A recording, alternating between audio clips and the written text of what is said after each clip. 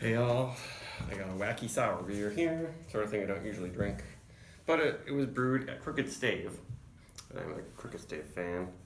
So this is from Omnipollo and Crooked Stave, Bianca, Raspberry, Vanilla, Sherbert, spelled wrong, not it should be Sherbet, Wild Brett, wild ale fermented in oak foeders with raspberries, vanilla, and lactose, of course.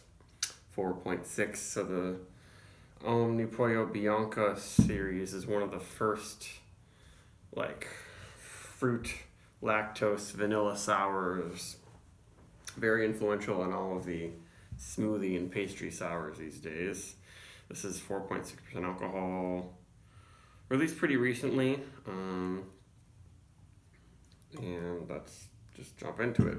So, unlike normal Biancas, which I feel like I haven't even seen those in a long time, this one is more complex. It's not just a kettle sour with flavorings. It's fermented in oak foeders, obviously, and using Brettanomyces, which is sort of the signature yeast used at Crooked Stave, and one of my favorite yeasts. So let's see what's happening with it. It's currently 86 degrees in this room. I figure hottest day of the year is might as well be about the best time to have a beer like this. Very, very bright red, pink, not quite purple from the raspberries, and not naturally carbonated. And the head's gonna die down pretty quickly probably, but already smelling huge amounts of raspberry. Smells more like a raspberry sorbet, and almost making my mouth water already. So not a huge amount of Brett funk in this one. I don't know how, I guess they say fermented in oak foeders, so it might not have been aged very long with Brett to get a developed funkiness, but maybe they didn't really want that. It smells like raspberry yogurt.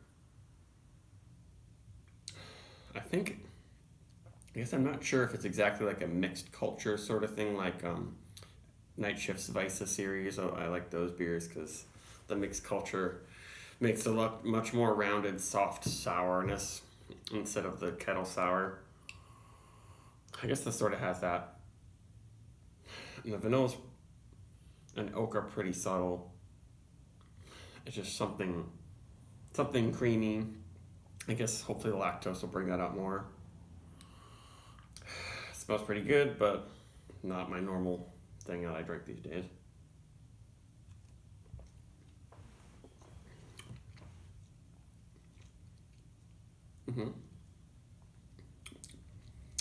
Not super duper sweet, not super duper sour. Ooh, there might be a hint of acetic acid in here. Be kind of surprised though. It doesn't just seem like a regular kettle sour. A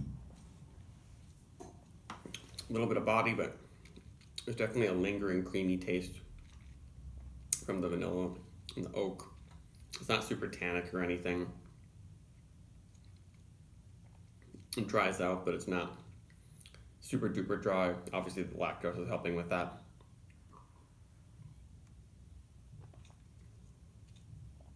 Carbonation is pretty spritzy on the mouth. But the Brettanomyces is not really adding that much to this beer.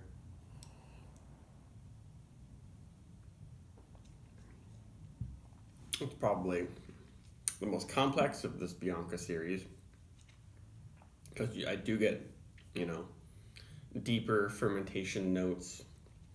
The acetic acid, if it does have that, would be from the Brett, but I'm not sure if it does. It just has a little bit of a vinegary bite in the finish. That's pretty good.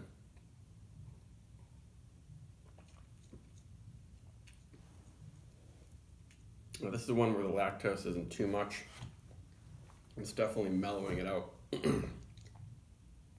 Otherwise, it would be quite sour. It's good. I guess it's fun. I don't really know. Am I getting sherbet? I haven't had sherbet in a long time, but sherbet's kind of like between ice cream and sorbet. I'm pretty sure it's milk in it. There's milk in it, but it's kind of like a fruity milk thing. It's not ice cream. It's not high in fat, but it has some of that. And I guess that's why this is sherbet, is because it's the vanilla and the raspberry. I don't know. It just is a funny name, probably. That's why they chose it. And they like to call it Sherbert too.